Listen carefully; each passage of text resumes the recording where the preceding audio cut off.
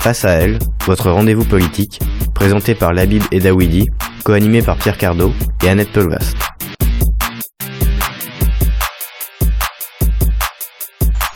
Bonsoir mesdames et messieurs, bonsoir à notre invité ce soir, Mounir Satouri. Comme vous l'avez précisé, il est président du groupe Europe Écologie Vert au Conseil régional d'Île-de-France. Il est aussi conseiller municipal à la ville des Mureaux. Bonsoir monsieur Satouri. Bonsoir. Alors ce soir, et comme d'habitude, pour m'assister et pour m'aider surtout dans cette difficile tâche d'interviewer un homme politique, surtout lorsqu'il est coriace comme nous avons ce soir, j'ai Annette Polvast. Bonsoir Annette. Bonsoir Labib. Pierre Cardot, bonsoir. Bonsoir Labib. Je ne vous présente plus, qui ne vous connaît pas. Alors on va commencer par, comme d'habitude, je serai tenté par le portrait de l'invité qui va être fait par Pierre et ensuite on enchaîne sur les coups de gueule, coups de cœur. Alors ça va pas être facile parce que même en fouillant Internet, Facebook et tout, il est très discret finalement sur son passé, ce jeune homme. Je sais qu'il est né à Casablanca, ça c'est une certitude. Après... Non, vous n'avez pas cherché loin en même temps là. Non, c'est vrai. Mais bon, j'ai cherché. Donc je sais, je le repère à partir du moment où il est dans les Yvelines, à un moment donné, il arrive au lycée Jules Ferry à Conflans. C'est ça. Et là, il arrive certaines choses, je pense, qui fait qu'on a notre premier contact indirectement, me semble-t-il. Tout à fait, je confirme. Ensuite, il continue ses études, parce que c'est quand même un élève brillant, et on le retrouve à l'université de Cergy-Pontoise pour faire... Du droit. Du droit. Bon, ça c'est une obsession chez lui, le droit, la justice... Bon, c'est toute sa carrière, c'est là. C'est une saine obsession. Oui, mais toi c'est plutôt l'histoire, non? Et les histoires. Oui, mais c'est aussi une saine occupation, l'histoire. Voilà, donc je crois qu'ensuite, comme il aime beaucoup la justice, le droit, il va finir par s'orienter et prendre des activités dans une structure intercommunale qui réunit Conflans, Andrézy, Chanteloup, Morcourt, qui s'occupe des chômeurs longue durée adultes, qui s'appelait AIDE, Agence intercommunale pour le développement de l'emploi. Il commence par un stage, il finit par être sous-directeur dans la structure, si ma mémoire est bonne. Ça dure combien d'années ça? L'expérience à AIDE dure 5 ans. Vous aviez quel âge à l'époque? Quand j'y suis rentré, je crois que j'avais 26 ans. Bon, un gamin, quoi. Il faisait déjà de la politique. Mais il ne va pas s'arrêter là. Il aurait pu être le directeur de la structure, mais finalement, il va lui être proposé de devenir le directeur du centre social de Chanteloup-les-Vignes, qui est dans un état épouvantable. Il n'y a plus d'argent, il n'y a plus de projet, il y a les salariés un peu en déshérence. Enfin bon, il y a vraiment besoin de reprendre en main. Et malgré son jeune âge, il va réussir, haut la main. Et d'ailleurs, il est toujours directeur. Simplement, comme il fait aussi un peu de politique pour ses loisirs, d'abord, il va se présenter à la mairie de Chanteloup-les-Vignes sur une liste. Je ne sais plus s'il avait une étiquette socialiste à l'époque. Socialiste, voilà, contre le maire sortant. Après, on a une petite idée d'ailleurs sur le maire sortant, mais allez-y. Qui c'est? Je vois pas. C'est qui le maire sortant? Allez, il faut aller jusqu'au bout. À Chanteloup-les-Vignes? Oui. Je crois qu'il était face à vous. C'était qui? Je paye ma tête, tranquillement. Et donc, il continue sa carrière politique. Finalement, il se fait élire aux Mureaux comme conseiller municipal. Et il va finir par être conseiller régional. Et aujourd'hui, depuis plusieurs mois, malgré tout ce qu'on peut imaginer comme opposition avant d'arriver à ce résultat, il est président du groupe Europe Écologie Les Verts au conseil régional d'Île-de-France. Voilà. Formidable, vous avez oublié juste deux choses. C'est Oui, que c'est un homme politique qui ne connaît pas trop la langue de bois et que c'est un homme politique aussi qui n'a peur de rien. Alors, on commence par le coup de gueule. Ça vous ressemble d'ailleurs ce portrait avant de commencer par le coup de gueule? Oui, et puis... parce qu'il a des facettes multiples, ce jeune homme. Oui, il est marié aussi. Tout ce qu'a dit Pierre Cardot est vrai. Et d'ailleurs, ce qu'il a oublié de signaler, c'est que on a une partie d'histoire commune dans ce portrait qu'il vient de faire. Donc, je pense qu'il n'a pas eu besoin de beaucoup le préparer. Alors effectivement, moi je suis arrivé en France à l'âge de 16 ans et demi. J'ai dû quitter le Maroc parce que j'avais fait quelques bêtises, des manifestations, une opposition à une certaine réforme de l'éducation nationale. Et donc, j'ai été sommé, au bout de 3 ans d'incarcération et d'une condamnation à prison avec sursis, à rejoindre les parents qui étaient installés en France. Pas à Chanteloup d'ailleurs, à Triel, à côté de Chanteloup. Et puis, je finis par habiter à Chanteloup.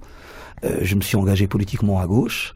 Ma première manif en France, c'était en 95, contre le SMIC jeune, où je hurlais avec les lycéens « baladure, l'ordure ».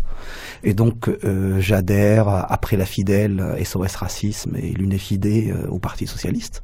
Je suis un des fondateurs dans les Yvelines du FJS. Et je m'oppose naturellement au maire UMP. De la commune de Chanteloup, forcément. Je suis le secrétaire de la section et puis j'accompagne la liste. Alors la petite erreur du portrait de Pierre Cardot, c'est qu'en 2001, n'étant pas encore de l'Université française, je suis le directeur de campagne et je suis pas candidat. Et puis le hasard de la vie fait que je m'installe au Mureau et je me présente sur la liste au Rassemblement de la gauche au Mureau, où j'ai été élu pour la première fois conseiller municipal en 2008. On revient à notre invité juste après. Le coup de cœur ou le coup de gueule, d'ailleurs, je pense que c'est le coup de gueule par quoi vous avez commencé à lire. Le coup de gueule, c'est un coup de gueule de stupéfaction, franchement, puisque la SNCF recherche 150 wagons qui ont disparu depuis 10 ans. C'est quand même un peu hallucinant. 150 wagons, c'est quand même pas rien. Ils sont vides, quand même. Il n'y a pas de matière nucléaire dedans. Non. Il n'y a pas de passagers non plus. Il n'y a pas de passagers non plus depuis 10 ans, ça se saurait. Et la SNCF propose une prime de 80 € à tout cheminot qui pourra fournir une photo d'un wagon ou des wagons qui sont partis dans la nature. Alors là, on peut sourire. Là où on sourit beaucoup moins, c'est que quand on découvre que ce n'est pas la SNCF qui est propriétaire de ces wagons, c'est une société internationale basée en Suisse, et que cette histoire risque de coûter 900 000 € par an. C'est pas qu'un risque, à mon avis, c'est que ça doit va coûter tomber en location. Oui, voilà. Ça, oui. Donc, on peut dire que la SNCF perd peut-être ses boulons, mais certainement ses wagons. Voilà. Pierre, avant, elle perdait des trains. Maintenant, ça s'est amélioré quand même. Oui, on ne perd plus que quelques wagons, 150. Le coup de gueule de Pierre cette semaine. Ah, mon coup de gueule, j'ai eu du mal à faire le tri parce qu'il aurait pu y en avoir plusieurs. J'ai pensé à une déclaration de Jean-Louis Murat, qui est un bel artiste, mais qui a quand même de temps en temps, je sais pas, il doit péter un câble. Parce que quand il dit sur les médias, je suis pour le dopage, et je pense que tous les artistes devraient être pour le dopage, bon, ça surprend un peu. Mais c'est pas fini. Il va un peu plus loin. Il dit, nous, avec les musiciens, nos meilleurs concerts, c'est quand on est chargé comme des mules. Alors, je sais bien que la musique élève l'âne, mais à ce point... Hein, Annette? Impossible. Oui. La Bible. Ah, moi, mon coup de gueule, c'est la pollution des nappes phréatiques par le nitrate. Il y a un rapport qui est sorti il y a quelques jours qui dit très clairement qu'un certain nombre de nappes phréatiques françaises sont aujourd'hui polluées par le nitrate, et ce qui fait que l'eau en bouteille, c'est-à-dire l'eau de source, n'est plus aujourd'hui garantie comme ça l'a été par le passé. Et je pense que Mounir Satouri me rejoindra assez facilement sur ce coup de gueule. Et mon coup de cœur, c'est un coup de cœur un peu LFM, c'est Claude Lemel, ce grand parolier français qui fait partie des 5 paroliers français qui, tous les mercredis, vient bénévolement à LFM Radio pour faire des ateliers d'écriture. Et je trouve ça formidable, puisque d'abord, il n'en a pas besoin, il n'y a rien qui l'oblige, et ensuite, c'est véritablement une démarche de sa part. Et je l'en remercie d'ailleurs ce soir dans cette émission. C'est un grand monsieur. Oui, c'est un grand Votre coup monsieur. de cœur Mon coup de cœur est un coup de rire. Enfin, rire, peut-être rire jaune, rire jaune. Alors. Une personnalité qui s'appelle Evangélie a dit, j'ai une amie... personnalité, c'est relative. Hein. Elle est connue. Allons, Voilà. elle est connue, voilà. J'ai une amie qui est décédée. Jusque-là, c'est plutôt triste, c'est plutôt dramatique. Mais elle n'est pas décédée de son plein gré. Oui. Elle l'a fait à ouais. l'insu de son plein gré. Pierre, Oui, elle est pas le coup de mal, gueule. oui. Le coup de cœur, pardon.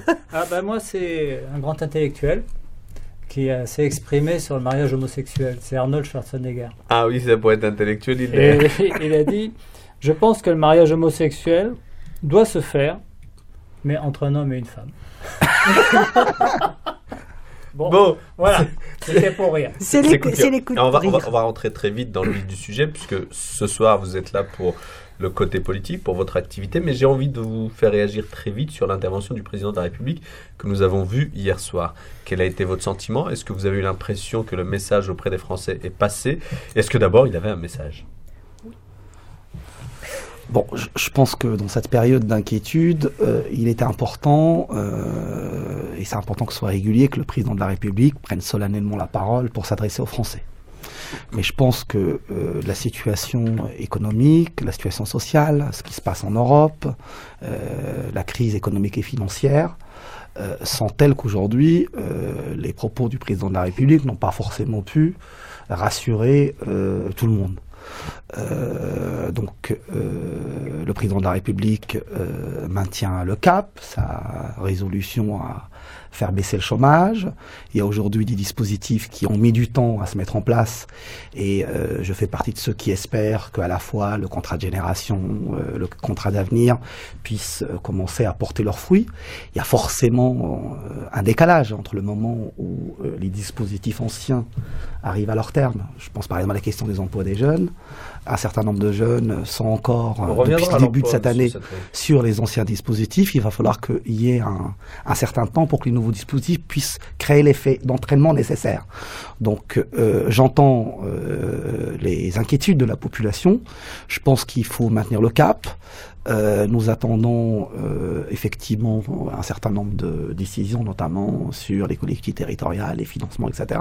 Mais je pense qu'il est important que le président de la République rappelle le cap et sa résolution, mais qu'il faut aussi entendre les inquiétudes légitimes des Français aujourd'hui, qui s'inquiètent pour leur avenir, qui s'inquiètent pour leur retraite, qui s'inquiètent pour l'emploi de leurs enfants. Donc la situation, elle n'est pas simple. Je pense que le président de la République n'a jamais ignoré les difficultés de la crise et que il faut que le pays se mobilise pour que ces difficultés puissent être résolues. Pierre ? Ah ben non, je ne veux pas enfoncer un peu plus des choses difficiles comme ça. Non. Je pense qu'Annette doit pouvoir répondre là-dessus. Ah, mais c'est pas moi qui suis interviewée. Attendez, vous si, m'avez si, suffisamment reproché de faire les questions, les réponses. Ah, mais c'est Non, mais intéressant. en même temps, on n'a pas eu, Non, enfin, on n'a pas eu le d'interroger. sentiment d'avoir beaucoup de réponses hier soir. On a eu le sentiment de beaucoup d'hésitation, de beaucoup on va, mais en réalité rien de concret. Notamment sur l'emploi, puisque les emplois d'avenir, on le voit bien, enfin, ne marchent pas aujourd'hui. Il y a très peu de contrats de signés. S'inquiète d'ailleurs même le ministre du Travail. Et hier soir, on n'a pas vu de grandes lignes définies, notamment en matière de l'emploi. Non mais je crois que je l'ai dit tout à l'heure dans mon intervention, la situation n'est pas simple, elle est compliquée, les Français ont de moins en moins de facilité à boucler leurs mois, il y a une grande inquiétude, la machine économique est en panne. Vous savez, moi je suis un écologiste et je ne fais pas partie de ceux qui pensent que la croissance peut tout. Il y a effectivement, de mon point de vue, une rupture à faire par rapport au modèle actuel.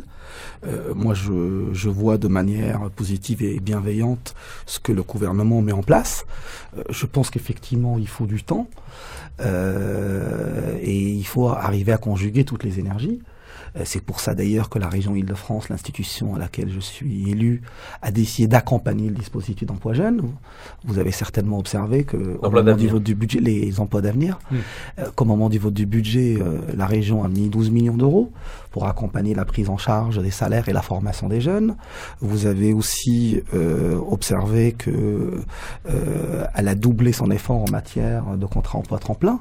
Donc oui, il y a des difficultés. Ce n'est pas simple. Et je comprends l'impatience des Français. C'est pour ça qu'il faut maintenir le cap et c'est pour ça qu'il faut continuer à agir et au quotidien. Pierre, Annette, tu as le droit d'intervenir, même si c'est un homme de gauche. Hein. Non, Pierre. attends. Oui, tu voulais pas parler tout à l'heure, maintenant je veux parler. Ah ben, écoute, tu me laisses parler Bon, d'accord, la galanterie. Deux minutes, la galanterie, voilà. Moi, je crois quand même que le président Hollande a fait justement une intervention pour remettre les pendules à l'heure, très simplement, face aux Français. Ça, c'est ce que Mounir vient de dire. Je pense aussi que, quel que soit le président, quel que soit le parti auquel le président pouvait appartenir, je trouve que c'est un socialiste, mais ça aurait pu être quelqu'un d'autre, la situation eût été de toute façon extrêmement difficile et extrêmement compliquée. Donc, on attendait peut-être trop de cette intervention d'hier soir, mais elle a au moins le mérite d'avoir repositionné un petit peu la position du gouvernement. Il aurait dû la faire dimanche prochain, comme ça il aurait eu la bonne heure. C'est plutôt samedi soir qu'au cours du discours d'hier. Mais En ce qui concerne la situation, bon, on ne va pas se cacher derrière notre petit doigt. Il est clair qu'elle est très difficile et ça ne date pas d'aujourd'hui. Bon. Donc, je ne sais pas, je n'ai pas écouté, donc je ne sais pas s'il a parlé d'héritage ou pas. Je pense qu'en tout cas, ce sera sans doute la dernière fois. S'il l'a fait, moi je ne nie pas la difficulté aujourd'hui à digérer ce pays, qui n'est pas facile à gérer d'ailleurs depuis plusieurs années, parce que les Français ne sont pas obligatoirement faciles à gérer. Mais c'est un peuple qui a tendance à râler très vite. Mais là, il y a vraiment effectivement de quoi râler, parce que la situation est relativement grave. Moi, je n'ai pas de reproche à faire à ce qui se passe actuellement. La seule chose que je regrette, si vous voulez, parce que là, je m'adresse à quelqu'un qui a participé à Ralfron. C'est que et qui a une expérience terrain, j'étais assez en désaccord avec ce qui s'est passé il y a plusieurs années sous un autre gouvernement, à savoir des discours qui avaient tendance à se droitiser beaucoup.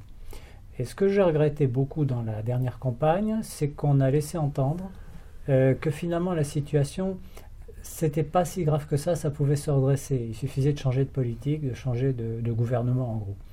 Et ça, c'est introduire chez les Français, chez ceux qui votent, je veux dire, une impression. Jouer sur la crédulité des gens, c'est un peu de la démagogie, c'est un peu quelque chose que je n'aime pas par principe, parce que on déçoit obligatoirement. Et quand on déçoit, on va dans le sens, on a tendance à induire chez les gens cette réaction qui est, ils disent tous la même chose, ils ne valent pas plus les uns que les autres, etc., avec un discours du fond qui dit UMPS, etc. Je pense que là, pour moi, l'erreur, elle est là. Elle n'est pas dans le fait que la situation est très difficile aujourd'hui et que de toute façon, il faudra faire des efforts, on est tous d'accord. Les mesures qui sont prises, je n'ai pas d'avis sur la question. Je pense que de toute façon, avec les moyens dont on dispose, il y a surtout à courber un petit peu le dos et à se dire, pourvu que ça passe rapidement, cette crise internationale, parce que c'est plutôt les autres pays qui vont nous aider à repartir que nous-mêmes tout seuls avec nos propres moyens. Je vais interroger M. Satouri sur une autre question qui a été soulevée hier par le président de la République, c'est notamment l'allongement des retraites. Je me souviens, il y a une époque, quand c'était à l'ordre du jour par l'ancien gouvernement, la gauche dans son ensemble, y compris les écolos, c'était soulevé en masse pour dire non, pas d'allongement. Et hier soir, le président de la République a été très clair qu'il fallait allonger la durée du temps de travail. Enfin, ce qui est clair qu'il va falloir, si on veut conserver notre système de retraite par répartition, trouver des moyens. Ça, c'est certain. Ce qui est clair aussi, c'est que le débat sur la durée de cotisation et l'allongement, il est biaisé, parce que dire aujourd'hui, alors qu'on commence en moyenne le travail à 25 ans, qu'il faut 40, 42, 43, 44 ans de cotisation, c'est nier, ne pas connaître la réalité économique. Aujourd'hui, la première grande vague de licenciements se fait avant l'âge de 45 ans. Et aujourd'hui, un chômeur de longue durée de plus de 50 ans a du mal à retrouver un emploi. Donc, allonger la durée de cotisation, oui, encore faut-il que les gens travaillent. Donc c'est pour ça que c'est un problème systémique et un problème de modèle économique. Moi, la grande déception de l'homme de gauche que je suis, c'est qu'on n'a pas profité de la crise financière de 2008 pour changer de braquet, changer de modèle économique. Moi, je pense que la croissance aujourd'hui ne peut plus tout. J'ai fait très peu de cours d'économie, mais on m'avait expliqué au lycée que la croissance créait réellement de l'emploi à partir de 3%. Aujourd'hui, les gouvernements successifs, qu'ils soient de gauche ou de droite, rêvent d'une croissance à 1,5 point ou à 2 points. Il faut radicalement changer le modèle. Mais justement, quand vous dites changer radicalement le modèle, qu'est-ce que vous voulez dire par là ? Je veux dire aujourd'hui, ça ne sert à rien. Moi, je pense profondément, ça ne sert à rien d'attendre pour régler les différentes problématiques sociales et économiques, le retour de la croissance. Je pense qu'en Occident, elle ne reviendra pas. En tout cas, elle ne reviendra pas à des niveaux importants, comme durant les 30 Glorieuses, pour pouvoir nous permettre d'avoir suffisamment de ressources fiscales pour résoudre toutes nos problématiques. Donc, il faut assurer une transition économique. L'écologiste que je suis croit profondément qu'un investissement massif aujourd'hui dans l'isolation des logements peut créer de l'emploi et de l'emploi non délocalisable, peut permettre de baisser la facture énergétique pour les populations et du coup améliorer leur pouvoir d'achat. Je pense que ça ne sert à rien qu'on veuille faire de la concurrence sur le textile aux Chinois, parce qu'on ne sera jamais compétitif, mais qu'il faut engager une véritable transition écologique en matière d'énergie sur le solaire, l'éolien, et qu'il faut qu'on reprenne une position liée à la nouvelle économie, à l'innovation. Et je pense qu'il y a des pistes. Il y a des pistes aujourd'hui qui peuvent être prometteuses. Je pense que dans 10 ans, si on arrive à réussir en Europe notre reconversion économique et à assurer du coup un rééquilibrage des questions de production et de consommation dans le monde, qu'on peut passer cette crise. Mais on ne sortira pas de cette crise sans changer de modèle. Pierre. Je crois qu'on ne va pas ici régler le problème économique de la France et de l'Europe. Et il y a des pays en Europe, notamment en Europe du Nord, qui s'en sortent très bien et qui ont un niveau d'endettement qui est relativement faible. Ils pourraient même arrêter de bosser pendant quasiment 6 mois sans pour autant baisser leur pouvoir d'achat. Donc il y a quand même des modèles aujourd'hui qui ne sont pas si éloignés des nôtres, qui fonctionnent en Europe malgré un coût de main-d'œuvre plus élevé. Je pense que ce que vous soulignez, d'une part, je crois que la recherche et l'innovation sont importants. Et on en a. Simplement, il faudrait éviter de les brider. Et ce qui m'étonne, c'est qu'en fait, on compte beaucoup sur les grandes entreprises, on parle beaucoup d'elles. Et en réalité, c'est le tissu économique des petites et moyennes entreprises qui a besoin d'être aidé, d'où souvent émerge l'innovation. Et le problème, c'est qu'en France, on travaille très peu en réseau à ce niveau-là, alors qu'en Allemagne et dans beaucoup d'autres pays, petites et moyennes entreprises ont créé des réseaux pour arriver à accumuler un petit peu leurs connaissances et leurs forces. Et là, je crois que là-dessus, il va falloir aussi qu'au niveau du patronat, la CGPME, du MEDEF, ils incitent un petit peu à ce type d'organisation. Ils ne se contentent pas uniquement de râler sur les charges sociales. Je pense qu'il faut réduire le coût du travail. Ça, clairement, et qu'il faut trouver d'autres ressources que celles des charges sociales dans l'entreprise, parce que sinon... Alors, c'est pas la recette miracle. Mais moi, j'ai toujours été favorable à la TVA dite sociale. Alors, on l'appelle comme on veut. Pour quelle raison? Parce que de toute façon, les produits qu'on importe, ils sont soumis à TVA, alors qu'ils ne sont pas soumis aux charges sociales.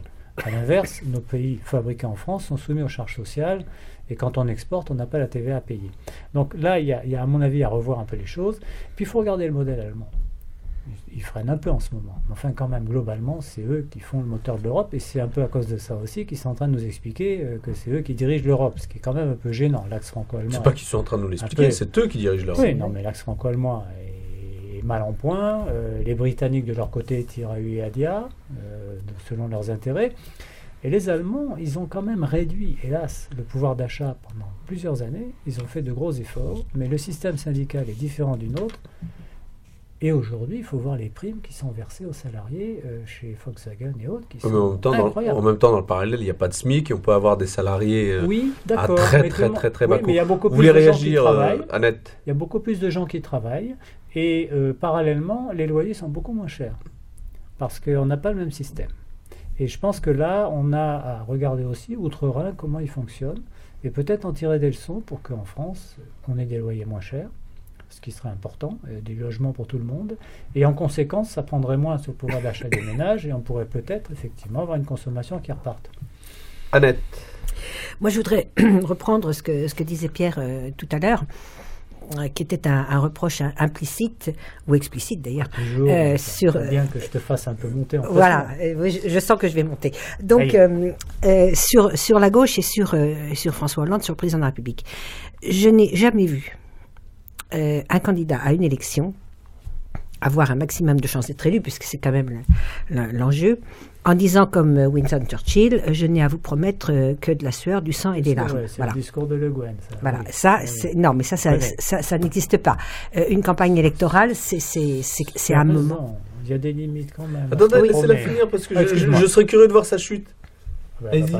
Non, mais la chute, elle est là. Aucun candidat ne peut être élu dans l'état actuel des choses en promettant ça. On n'est pas Winston Churchill, les uns et les autres en France ou en Angleterre. Tous les candidats font des promesses. En interview. Oui, mais attends, ça c'est une première chose. La deuxième chose, c'est que justement, Mounir, vous avez parlé de tout ce qui est nouvelles énergies, enfin énergie nouvelle plus exactement. que ce soit l'éolien, que ce soit le solaire ou autre. J'aimerais que vous m'expliquiez comment il se fait quand il s'agit de poser 3 éoliennes par-ci, 5 éoliennes par-là, sur un plateau bien exposé. On a tout de suite une levée de bouclier qui empêche automatiquement de faire quoi que ce soit. Je parle des éoliennes, je pourrais parler d'autre chose. Et en gros, la prise de position des écologistes régulièrement dans toutes les infrastructures qui seraient prêtes à installation. Alors, pourquoi ça ne passe pas D'abord, sur le sujet mais vous allez voir. Vous allez voir que sur ces questions-là, je suis complètement à l'aise. D'abord, j'aimerais juste préciser, pour éviter la caricature, il n'y a pas une source d'énergie renouvelable qui est la réponse à notre besoin énergétique. Parce que je vois que les observateurs ont tendance à caricaturer en disant les écologistes sont carrément à côté de la plaque, ils vont nous mettre des éoliennes partout et ça suffira même pas à notre besoin énergétique. Je pense que la question, il faut l'aborder à travers un mixte énergétique.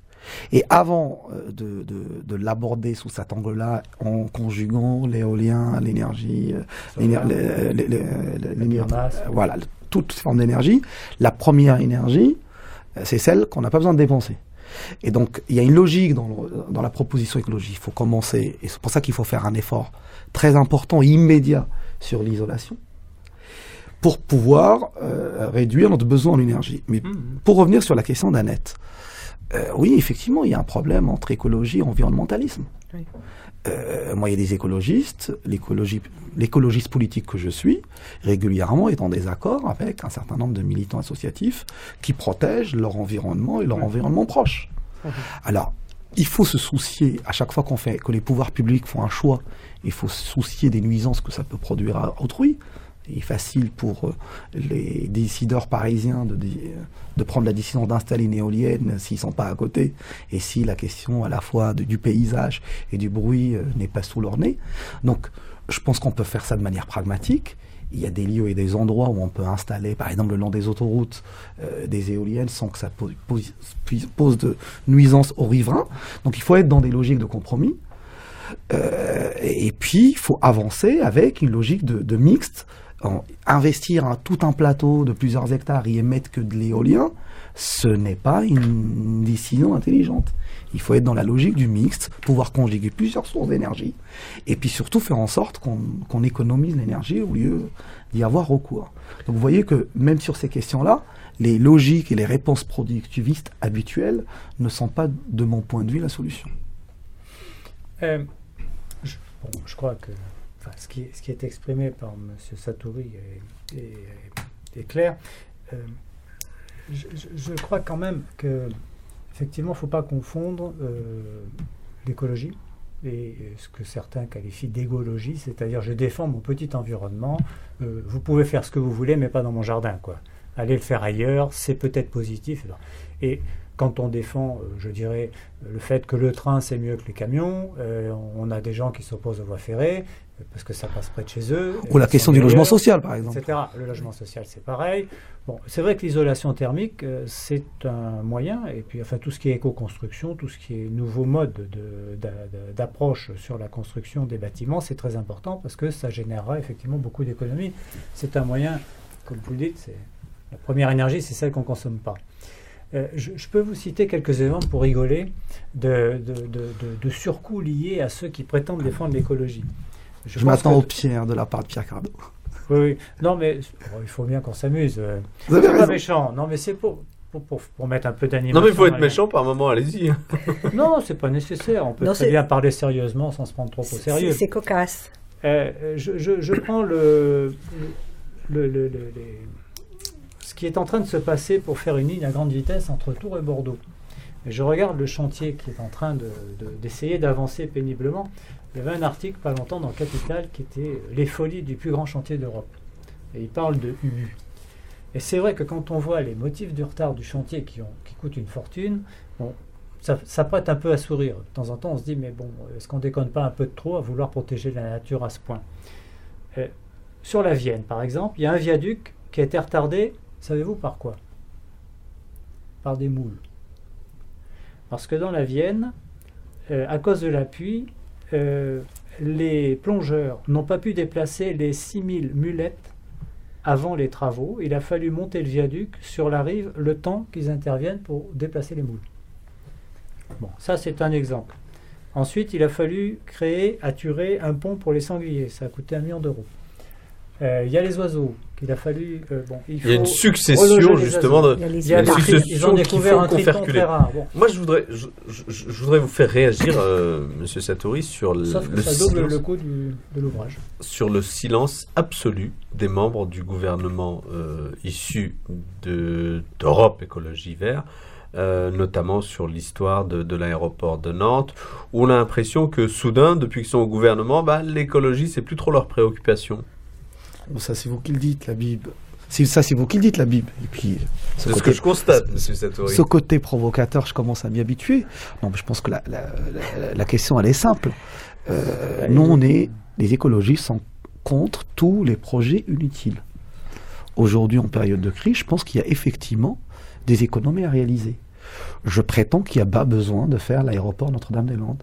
Je prétends également qu'un certain nombre de lignes TGV, on n'a pas besoin de les faire. Non, laissez-moi finir. On n'a pas besoin de dépenser des centaines et des centaines de millions pour gagner sur un trajet 25 minutes.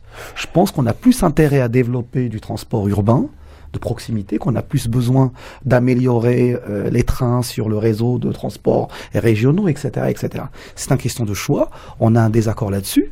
Les écologistes aujourd'hui, ils sont 2 qui sont au gouvernement, ils partagent ce point de vue-là. En réalité, la question, laissez-moi finir.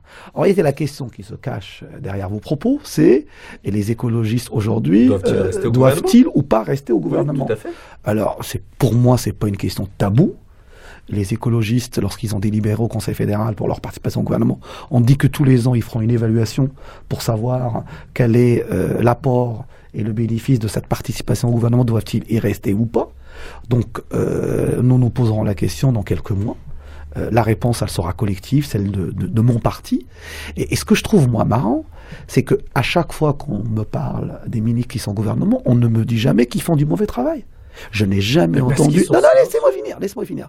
On ne m'a jamais dit, que ce soit sur la question du logement ou sur la question de la coopération, que les 2 ministres écologistes, Cécile Duflot et Pascal Canfin, font du mauvais boulot. Par contre, on polémique autour de participation ou pas. Moi, je suis un garçon très simple. Nous avons appelé à voter François Hollande au 2e tour. Nous avons souhaité l'alternance et le départ de Nicolas Sarkozy. Nous avons voulu un accord aux législatives avec le Parti socialiste et nous avons aujourd'hui un groupe à l'Assemblée comme au Sénat. Et il n'était pas question, en période de crise, qu'on se dise comme d'autres, on ne veut pas avoir les mains sales, on reste dehors, on laisse faire. Moi, je suis pour la biodiversité, notamment en politique. J'assume aujourd'hui cette participation au gouvernement. Je partage un certain nombre de points, et je l'ai dit tout à l'heure, je suis contre un certain nombre de points, et mon parti se posera la question dans les prochains mois, on fera le bilan et la décision va être prise de continuer ou pas à participer à ce gouvernement. Il y a 2 choses qui m'interpellent dans la position des ministres du gouvernement et puis aussi dans vos propos.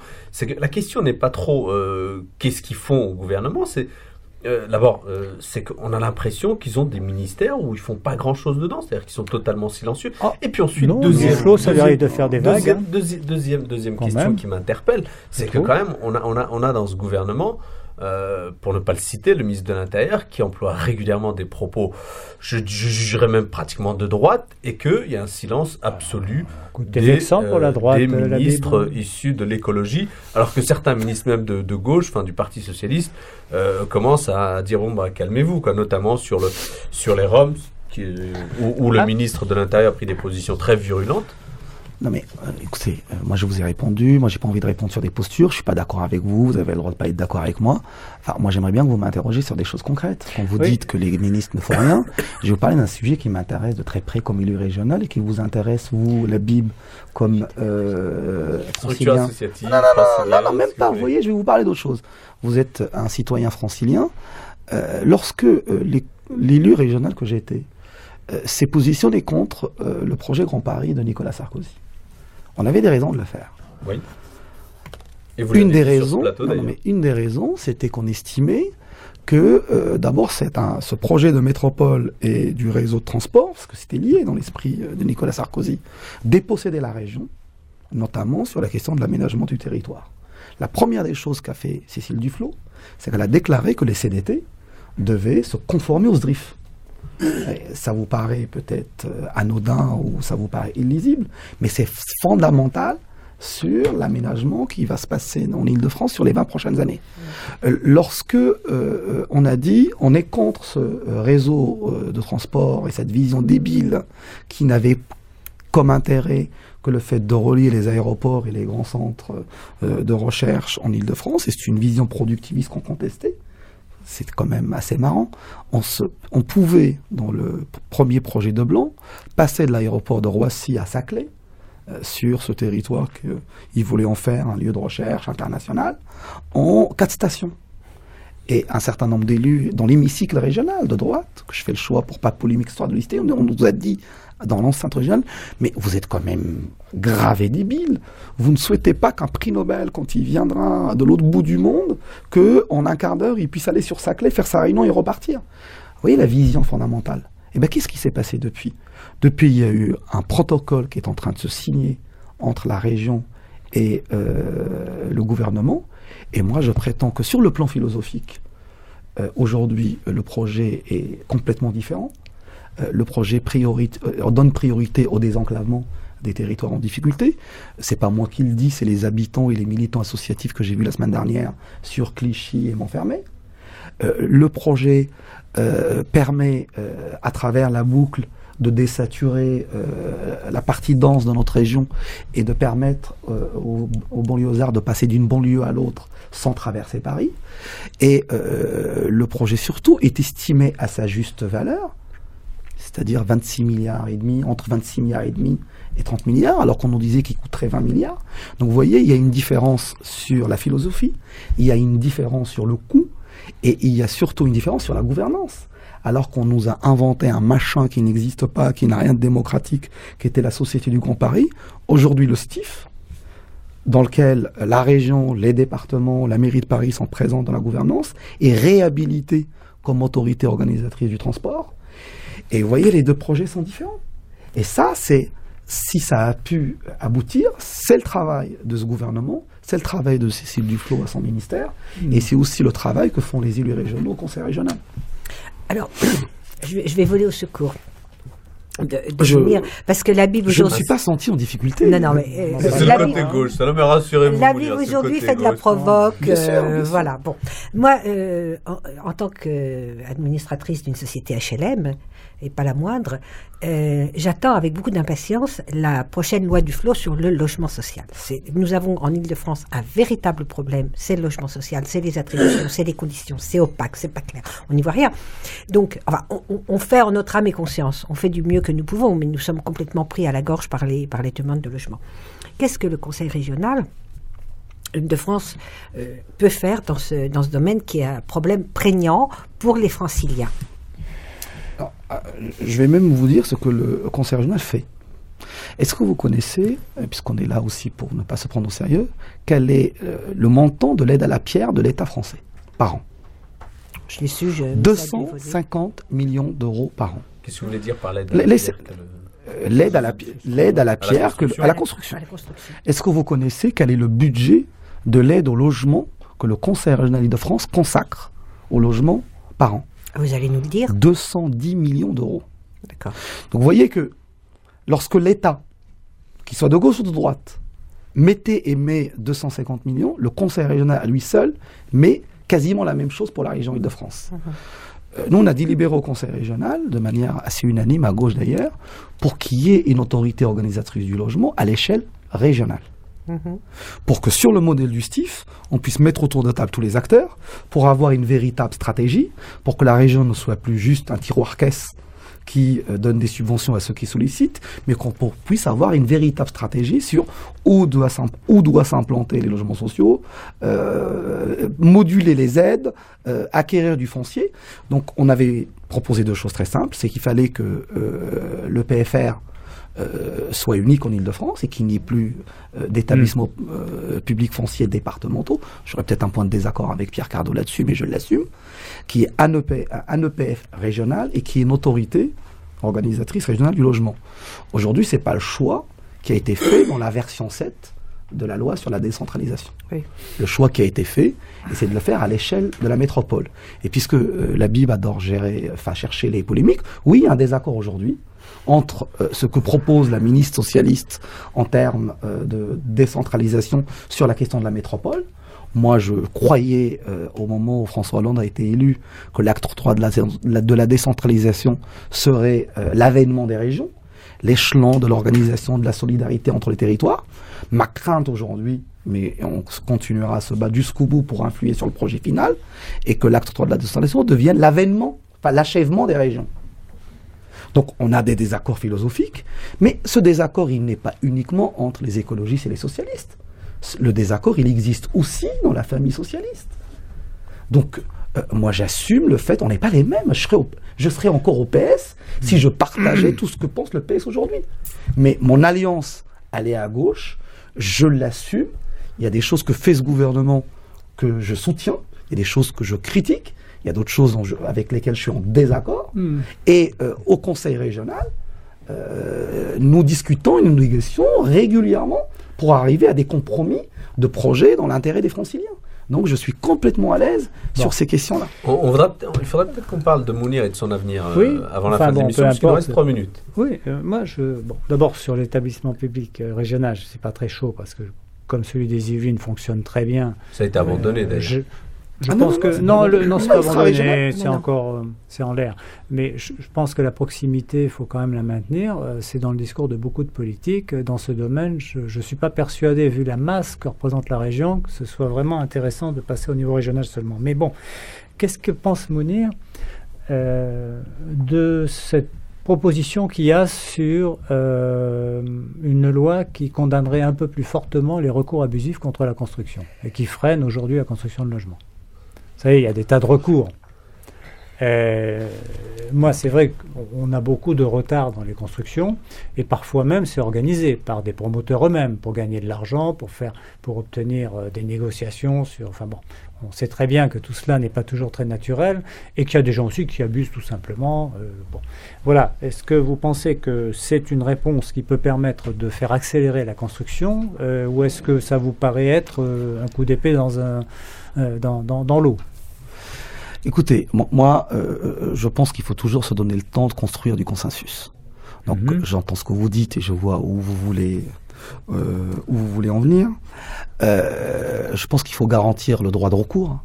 Oui. Et de garantir aux citoyens. Il n'était pas dit qu'il était question de le supprimer. Là. Il faut garantir aux citoyens le droit du recours. Et il faut permettre que sur des questions d'intérêt général, les citoyens puissent s'organiser et aller devant la justice. La justice et son indépendance, c'est ce qui, quand même, définit et prévoit la différence entre ce qu'est une démocratie et ce qui ne l'est pas. Donc j'entends ce que vous dites. Alors il faudra certainement regarder la question. La difficulté va être de comment on définit ce qui est abusif et ce qui ne l'est pas. En tout état de cause, je pense que face à la crise de logement et face aux besoins de logements sociaux qu'il y a dans notre région, qu'il faudra tout faire pour pouvoir accélérer la production de logements. Où en est la grande conférence citoyenne sur les Roms? Je voudrais vraiment revenir sur Mounir et son avenir, puisque on ne l'a pas dit tout à l'heure, mais vous avez été candidat aux dernières législatives, vous avez fait un score inattendu, c'est-à-dire que vous avez fait un très bon score au premier tour. Inattendu pour ceux qui ne le connaissaient pas. Et vous avez fait, compte tenu de la circo qui est quand même très à droite, et vous avez fait un excellent score au second tour. Maintenant, je serais tenté de vous dire, 2014, vous allez faire quoi, M. Satouri? En 2014, je serai certainement candidat au municipal. Donc, moi, je pense qu'il faut avoir une implantation locale. Je suis très content d'être conseiller municipal. Ça me permet de garder le contact avec la réalité concrète et ça me permet de garder le contact avec les citoyens. Donc, je serai très certainement candidat au municipal. Et puis, aujourd'hui, moi, j'ai un boulot, j'ai un job que je dois faire, que je fais au nom de mon groupe pour les Franciliens. J'avais dit que vous n'étiez pas langue de bois au début. Alors je reformule ma question. Est-ce que vous serez tête de liste d'une liste quelconque? Aujourd'hui, la question n'est pas tranchée. Je vous le dis, je vous réponds de manière... Il y a plusieurs hypothèses existent. Avant de discuter de mon destin personnel, de mon envie personnelle, on va discuter programme, on va discuter projet et on regardera. Écoutez, autre chose à rajouter, madame, messieurs? Non, je pense qu'il n'a pas eu trop la langue de bois. Je trouve qu'il a un comportement que j'aime bien parce qu'il est capable d'être dans une majorité tout en contestant pas mal de choses. Ça me paraît être important pour faire progresser les choses, même si je ne suis pas toujours d'accord avec lui. Mais bon. Effectivement, il n'est pas langue de bois, c'est une excellente chose. Moi, je regrette qu'on n'ait pas pu aborder d'autres sujets. Il faudra revenir parce qu'il y en avait un certain nombre sur lesquels on aurait pu vous titiller un petit peu. Notamment oui, mais les été très Moi, je vois bavard, juste Jeannette, une chose, c'est que vous faites l'unanimité, Monsieur Satouri, à gauche comme à droite. C'est parce que vous êtes chez les Verts, c'est pour ça. En tout cas, merci Margot, merci Annette, merci Pierre. Labib. Merci Monsieur Satouri de vous être déplacé jusque nous. Et merci à vous. Et je sais que vous avez fait de la route pour être à l'heure. Margot, je vous rends l'antenne. Face à elle, votre rendez-vous politique, présenté par Labib et Daoudi, co-animé par Pierre Cardot et Annette Pelvast.